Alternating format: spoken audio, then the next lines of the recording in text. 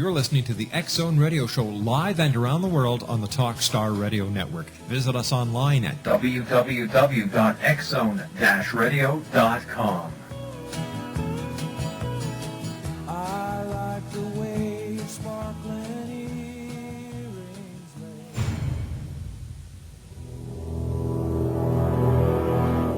The X Zone radio and TV show is largely an opinion talk show. All opinions, comments, or statements of fact expressed by Rob McConnell's guests are strictly their own and are not to be construed as those of the X Zone radio and TV show or in any manner endorsed by Rob McConnell, Relmar McConnell Media Company, Talkstar Radio Network, its affiliated stations, or employees.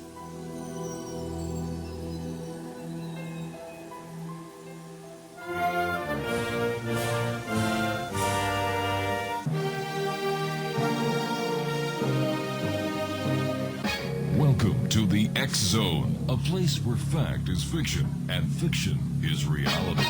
Now, here's your host, Rob McConnell.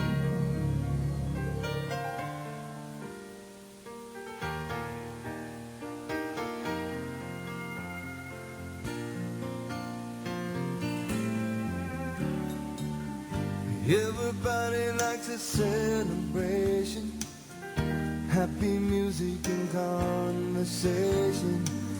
I'd be lying if I said I didn't have the blues. In the corner there's a couple dancing. From the kitchen I can hear them laughing. Oh, I wish I was celebrating too. And I know this night won't last forever. And I know the sun is gonna shine sometime. I need some hope for a bright tomorrow.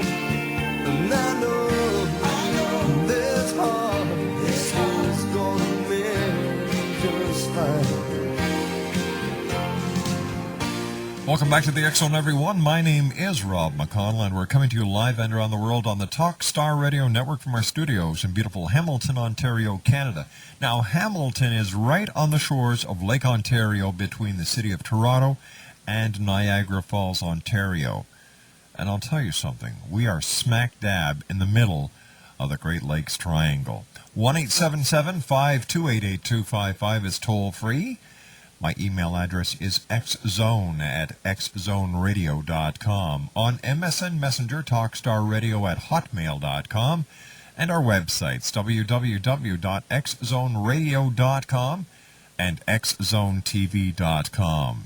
My guest this hour is Dr. Chris Humphrey, and Dr. Humphrey has degrees in physics from Oberlin, and he has a degree in philosophy from the University of Washington, Seattle. He spent 10 years in academia at the USC, Kansas State, and Oklahoma State, 20 years in computer science. He retired at the early age of 55 to devote himself to full-time philosophy and physics. He is the author of Whole Earth Inner Space, which was published in 1973, Revelations on the Nameless One in 1982, and A Science of Civilization in 2002, Jumping Light Years in 2003, and UFOs, PSI, and Spiritual Evolution in the year 2004. And Dr. Chris Humphrey, welcome back to the X Zone. How are you, sir? Well, I'm good. How do I sound? You sound great. Well, good. Sometimes, these phones don't work the way they're supposed to. Well, you're sounding great tonight, and thank you very much for joining us. Now, I understand when you were a young gentleman at the age of 10, you saw a UFO. Yes, that's right. Sure. And I was wondering if you could just give us a little bit of a description of what you saw and how you felt. Okay. I grew up on a farm Mm-hmm. in north central Oklahoma, and I happened to be outside. It was just after sundown, but the light, was still full light. Mm-hmm. The summer sunset. And my younger brother and my mother were in the house. My older brother and my father were in the barn. So I was the only person outside. Okay.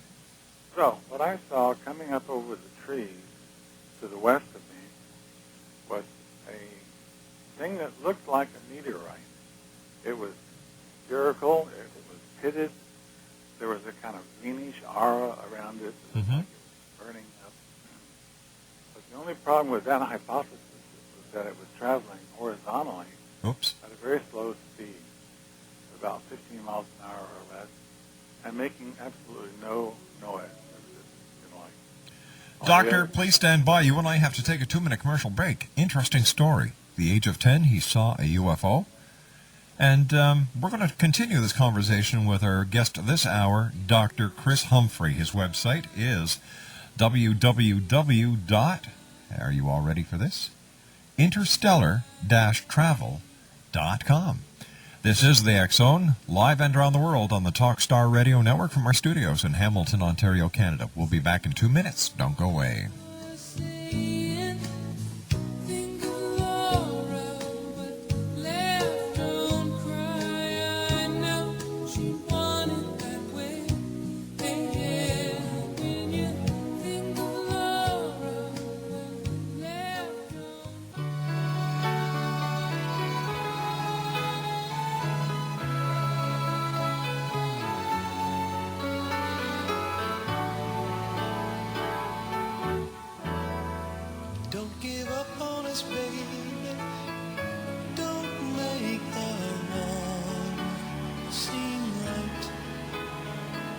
Future isn't just one night.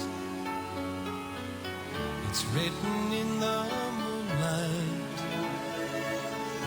painted on the stars. We can't change ours. Don't give up on us, baby. We're still worth one.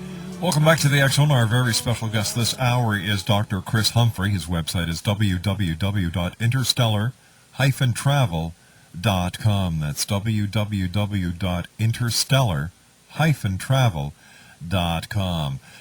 Doctor, before we went on the commercial break, you were telling us that you were outside when you saw this meteorite, but it wasn't traveling the right direction, and it was slow, and it was making no sound. Yes, that's right. But it was obviously, guided. It was a guided spacecraft, I think. Mm-hmm.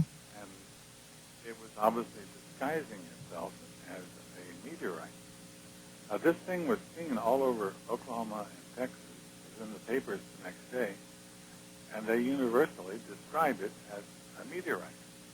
And in fact, if you saw it from some distance, that could actually be a plausible explanation. But this one came right over my head at a height of about 200 feet, and then made a sharp right-angle turn.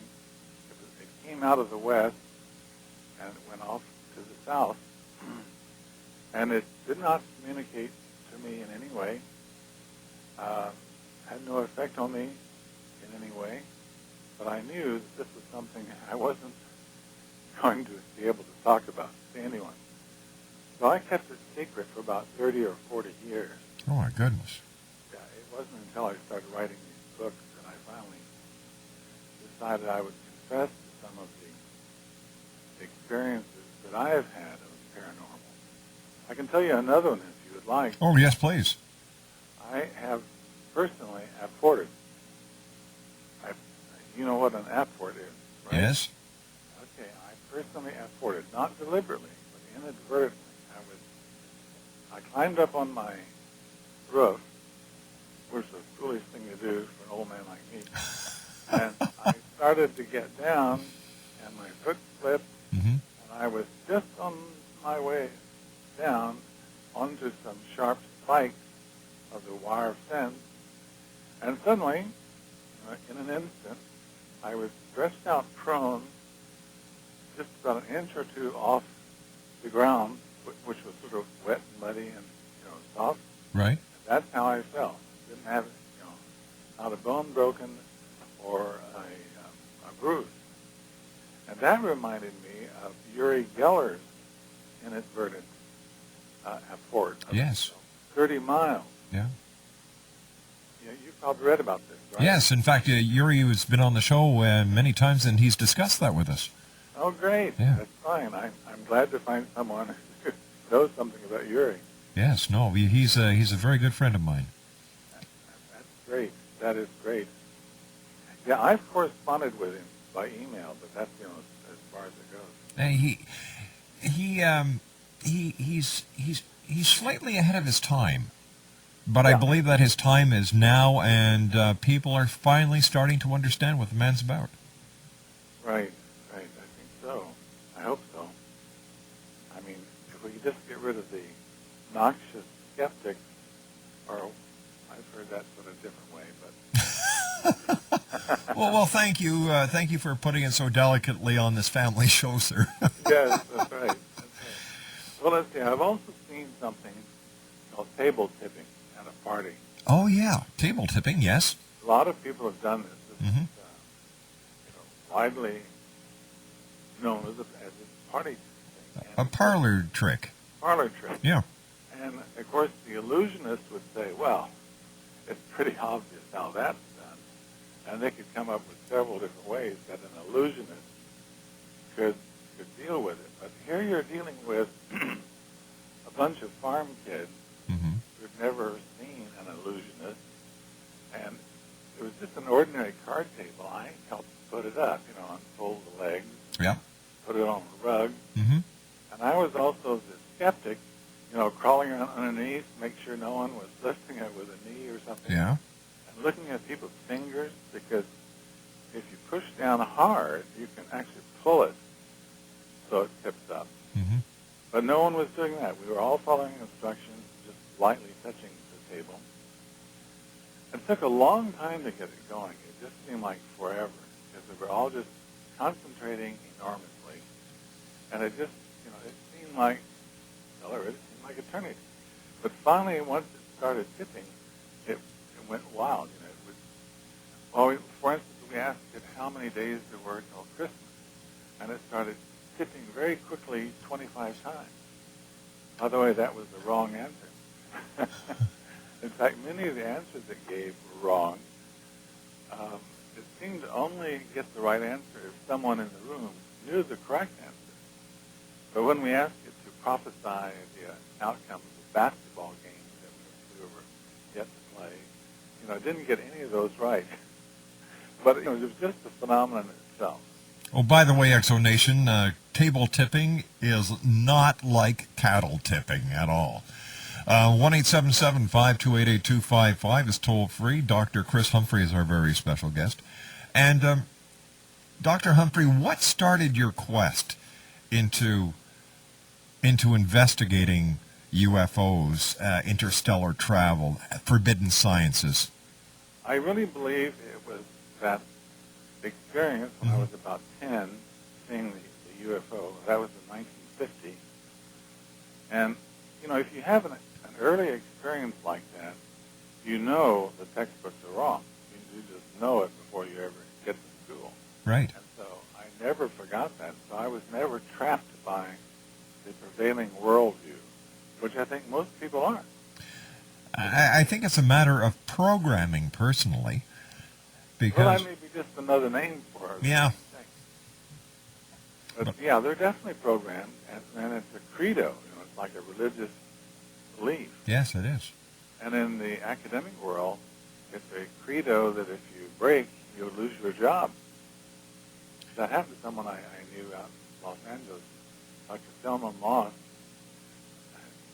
who wrote a very interesting introduction to psi phenomena, and she studied lots of stuff. She had little local TV programs back in the 1960s when she was active. But, her friends kept warning her she shouldn't be studying this stuff because she'd lose her job, and finally she did, and she wasn't able to get another one. So she went into show business. But I don't really know the rest of her life story from that point. How do UFOs travel to the stars, Doctor? What's your theory? levitation and apportation.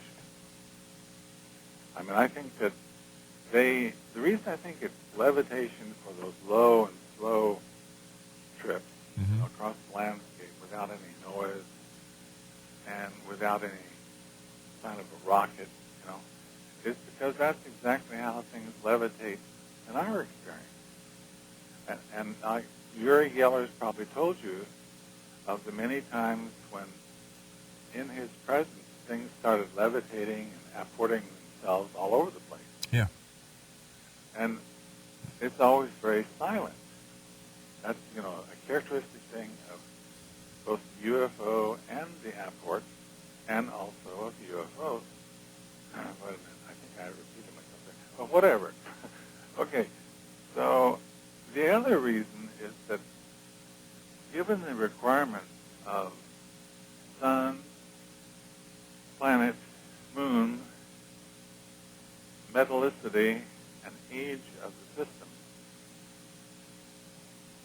systems, planets like us, like ours, have to be at least 4 or 5 billion years old. They have to be singlets, or most planetary systems are doublets or triplets of stars. So they have to be very far apart, like maybe thousands of light years. And yet there's reasons, which I will probably be giving you in a moment, for thinking that they can travel here instantly and be home in time for supper, even if they live 1,000 light years away. How would they do that? That seems impossible to our way of thinking. It does, but then the apport also seems impossible, and I can tell you from my own personal experience, it takes no energy. It doesn't leave you tired. It's effortless. In fact, it's so effortless that I didn't even get very excited about it as a significant experience until I read about Uri's 30-mile apport. And I goes, well, I did something like that. And so if you can apport 10 feet, I think if you've got the nerve and you've got the experience, you can apport 1,000 light years just as easy. It's just a matter of concentration and willpower, then. And experience, a lot of experience. I mean, we are a young species of humanoid, and we can already do kind of baby forms of phenomenal powers. So what we will be able to do in 100,000 years, let's say, if we survive, as a species, we might learn to control all these powers if we also learn to control the dark side of our natures. We quit having wars, financial collapses, murder and rape and all that sort of stuff. All the negative things in this humanistic life of ours. Please stand by, Dr. Humphrey. You and I have to take our news break at the bottom of the hour. Exo Nation, our special guest this hour is Dr. Chris Humphrey. His website is www.interstellar-travel.com. That's www.interstellar-travel.com. Dr. Humphrey and I will be back on the other side of this commercial break and the news as the X-Zone continues on the Talkstar Radio Network. If you'd like to give us a call and ask the good doctor a question, lines are open at 1-877-528-8255. The X-Zone with yours truly, Rob McConnell, returns on the other side of this news break as we continue on the Talkstar Radio Network from our studios in Hamilton, Ontario, Canada.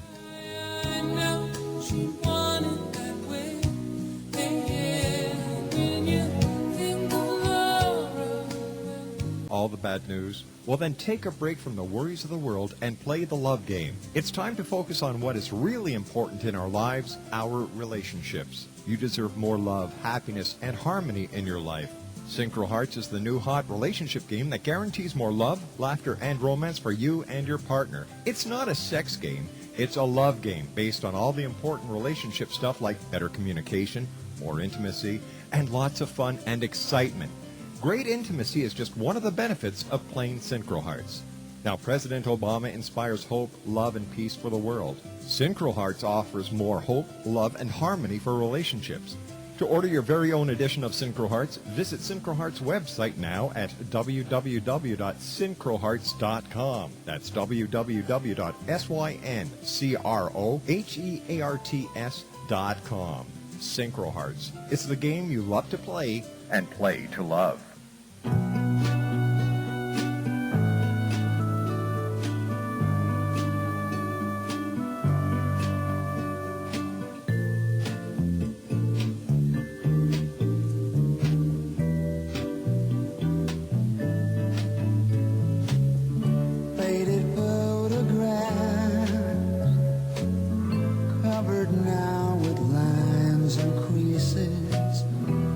It's torn in half, memories in bits and pieces, traces of love long ago that didn't work out right, traces of love.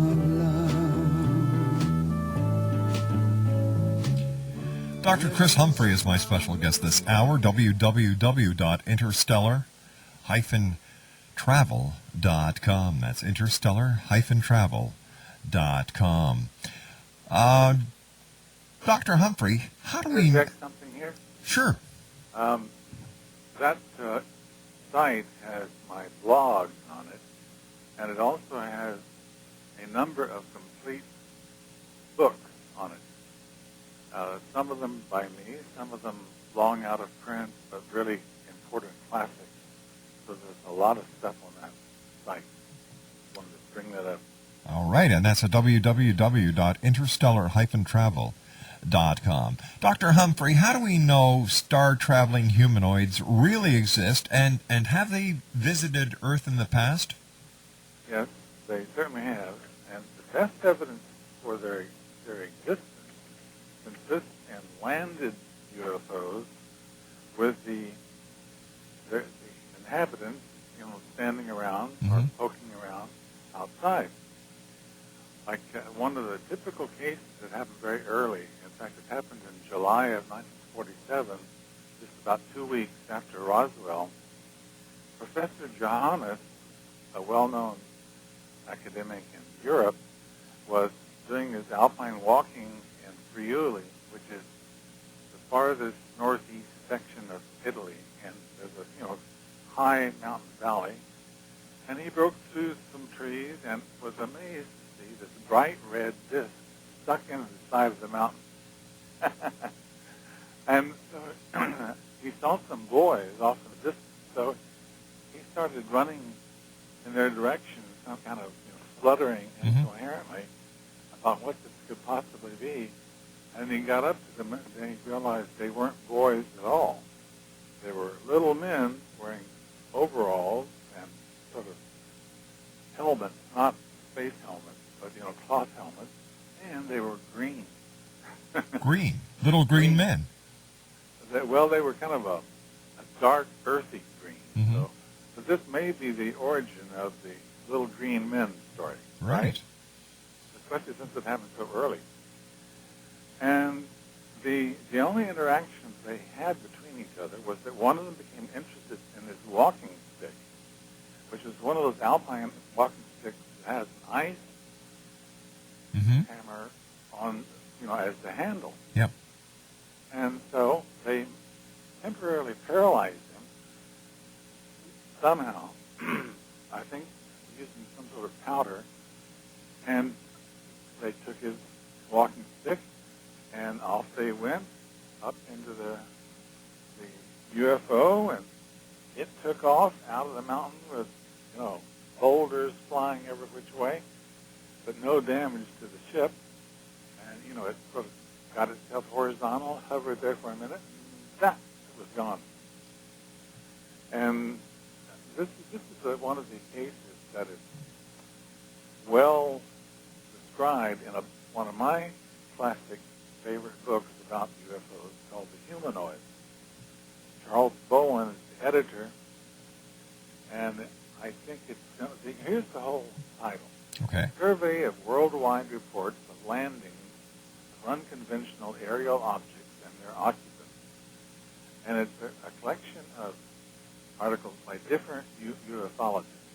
It's not just one scholar. Charles Bowen, Gordon Creighton, Amy Michelle, Coral Lorenzen, Antonio Rivera, and Jacques Vallée. And that is the classic book. You have that. Now, the reason why this is so scientifically important is because it instantly rules out things like swamp gas, or Venus, or an unconventional military aircraft made here on Earth. Mm-hmm. All those things are just totally ruled out. The only thing it could be is a flying, the only thing it could be is an interstellar spacecraft. There's no other option left. What about interdimensional? Well, yeah, okay, I'll allow that. Okay. I guess we can't rule that out. In fact, when you think about it, apportation almost has to involve some kind of interdimensional travel. That's right, yeah. I wonder what Yuri thinks about that. Well, You might ask him next time he comes on. well, I'll tell you what, the next time I have him on, I'll bring you on as well. Well, good. I would love to talk to him from here, of course. Of course. Okay, so I would say that just the studies in this book, The Humanoids, should prove to any skeptic Mm-hmm. that we have been visited by hundreds of different species of humanoids. They're all humanoids. They're different sizes, different colors, different degrees of hairiness, but some of them are so much like us that in the Antonio Diaz Robles case in Brazil, where he was sort of grabbed and taken into the spacecraft bodily Mm-hmm. by the whole crew, 6 of them, one of them female. Anyway, they sort of sprayed him down, cleaned him up inside and out, and introduced him to the female crew member naked. And he was naked also. And, well, of course, the result was intercourse, which he enjoyed. The only thing he didn't like was their manner of speech, which sounded like barking dogs. Yeah, that's happened to me once or twice. Oh, that's terrible. But otherwise, he enjoyed it. But the thing is that this was a species so close to us Mm-hmm. biologically that they could actually be humans that somehow branched off into an interstellar phase, thousands of years ago, by some unknown means. Well, is it possible, Doctor, that the interstellar species that we are talking about here were actually the angels or the Nephilim that were talked about in the Bible, as well as the gods that were talked about in Greek mythology? Yeah, I mean, all those things are certainly possible, since they really could pass as humans, Mm-hmm. except they were a little smaller than we are. They were about the size of pygmies. Now, Antonio Villas Boas was also fairly short, Right. about 5 feet tall, and the top of this girl was about almost 5 feet tall. So, they were similar. But yeah, I don't like to. I mean, I have too much of a tendency to wander off on tangents anyway. So I didn't get into the film and all that stuff in this book. But when you start reading the tales of Greek mythology and compare them to the biblical accounts of angels, they parallel. For example, God lives in heaven on high, and the Greek gods lived atop of Mount Olympus. All deities descended. And in Greek mythology, you have Hercules, who certainly had more than mere mortal powers, and who was the product of a god with a mortal. In the Christianity, you have Jesus, who was able to do more than any other mortal could, who was once again the product of a deity and a human. Right. Well, all I can say is that all that's possible. Yeah. I have no opinion about it. Now, why is it necessary for star travelers and spiritual? That is a hard question. I mean, that's a difficult thing, but it's at the center of my latest book, UFOs, Science, Spiritual Evolution. Mm-hmm. And you have to understand that it all centers around Fermi's paradox. Excuse me. This was Enrico Fermi, who helped build the atomic bomb, Italian physicist. And he simply asked, I mean, the people around the table were talking about ETs, UFOs, and so forth.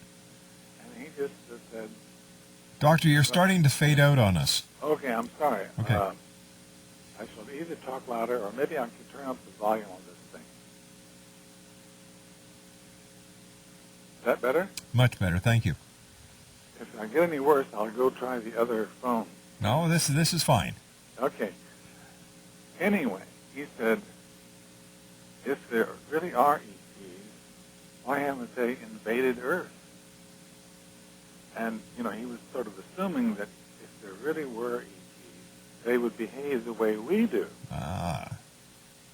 But my theory is that you cannot become a star traveler or indeed maintain any high level of these paranormalist powers Mm-hmm.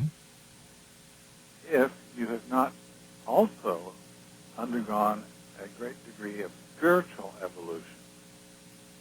And that's kind of the point of view of the yogis, too. They say that, you know, of course, they don't concentrate on getting those powers, those rishis, I think they call them. But they say that if you want to get them, you first have to be spiritually evolved. You have to develop your mind and soul as well as your body. And I think that that's why there are no Star Wars. There will never be an attack on Earth like Independence Day or anything like that. All the stuff that the stock and trade of science fiction writers is all impossible. It's all baloney. It will never happen. Mm-hmm. Has never happened. I mean, there's no evidence of any past invasion of Earth by otherworldly creatures that I know of. And so that's the answer to the Fermi paradox. It's a paradox only if you think that if they're ETs, they must behave the same way we do. But we are a nasty, brutish, violent, primitive society. Yes, we are. We will have to outgrow that before we will ever be able to go to the stars. And you know what, Doctor? I think that we're on the right track. I think so, too. I have a lot of faith in mankind. Tell me, Doctor, what are the forbidden sciences, and why are they forbidden? Well, there's the study of psychical phenomena. Mm-hmm. There's the study of UFO phenomena. There's Toynbean history. That's one that probably not too many people know anything about. There's something that can either be called empirical metaphysics or just the science of spirituality. That might be a better term. And finally, utopian analysis. So there are 5 of them. And the reason they're all forbidden from universities, from the major media, forbidden in our worldview is because they are not compatible with our worldview. So we would have to open up our minds and be willing to accept a new worldview. And I think that's really the essence of intelligence. Intelligence is the ability to learn from experience, no matter how much it may contradict everything you've been told. And many people cannot do that. They just cannot do it. In fact, in my family, there are a bunch of academics, a bunch of very smart people, and only one of them has any openness at all to this kind of thing. And not because they're stupid, it's just because they have. The worldview gives you an idea of what is possible and what is impossible. And so if you're brought up in the reductionist, materialistic worldview, you think everything happens by cause and effect or chance, and everything reduces to atoms and states, right? That's the reductionist credo, and you break it at your peril if you want to be an academic scientist or a philosopher or anything. If you want to be in the academy and get grants and things like that. Doctor, stand by. You and I have to take our final break. Dr. Chris Humphrey is my special guest this hour, X-Zone Nation. www.interstellar-travel.com. Not only is that his blog address, but there are many books, incomplete books, that are at that site as well. I'll be back on the other side of this break, right here on Talkstar.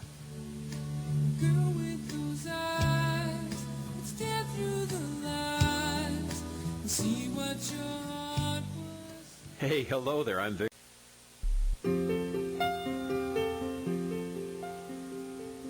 Hey lady, you lady, cursing at your life. You're a discontented mother and a regimented wife. I've no doubt you dream about the things you'll never do. But I wish someone had to talk to me like I want to talk to you. Ooh, I've been to Georgia and California and anywhere I could run. Took the hand of a preacher man and we made love in the sun. But I ran out of places and friendly faces because to be free. I've been to paradise, but I've never been to me. Dr. Chris Humphrey is our special guest this hour. www.interstellar-travel.com. That's www.interstellar-travel.com. Dr. Humphrey, is there such a thing as life after death, and how do we know there is? Yes, there is, certainly. We know it from the near-death experience studies, of which there are many. You've probably read a lot of them, and so have I. And even more strongly, we know it from the proof of reincarnation of the late Professor Ian Stevenson of the University of Virginia. And what he did was to travel. By the way, he had the advantage all his working life of having a patron, a guy who millionaire, the guy who invented the Xerox process was Carlson, and he put up millions all through Stevenson's adult life to support his extensive research, first on young children who begin to talk about a previous lifetime as soon as they learn to talk, and secondly, about people who in a very deep trance can speak languages and dances and so forth that they don't know or cannot do consciously. That's called responsive xenoglossy. Now, Stevenson is a very rigorous guy, very cautious. He never wrote any popularizations of his books. He only gave one interview, and if you do a Google on Ian Stevenson, you can find that one interview, which probably explains his ideas better than anything. But the point is that if you read his technical monograph, like 20 cases suggestive of reincarnation, and you really look at the details, and they're all in there, because this is not a book for the hoi polloi, this is a technical monograph. And he comes to the last chapter, and he shows that every single hypothesis you can think of to explain these things can be ruled out my one thing or another in these different cases, in the 20 cases. That's 20 out of several hundred that he had at the time. And he probably had thousands of such cases in his library by the time he died. So, in my opinion, Stevenson was the Galileo of the last century. I mean, someday he will rule as the greatest scientist of that century, not Einstein, because we're much more interested in life after death than we are in relativity. You know, if you don't want to be. Dr. Humphrey, we have just run out of time for tonight. I do want to thank you so much for joining us. Always great talking to you. And I look forward to the next time when you and I meet here in the X Zone. Great. Good night, Doctor. Take care of yourself now, and thanks again. Good night, sir. www.interstellar-travel.com. Now, when I come back from the news at the top of the hour at 6.5 minutes past, I'll be joined by Dr. Jeffrey Mishlove as the X Zone continues right here on the Talkstar Radio Network from our studios in Hamilton, Ontario, Canada. Don't go away.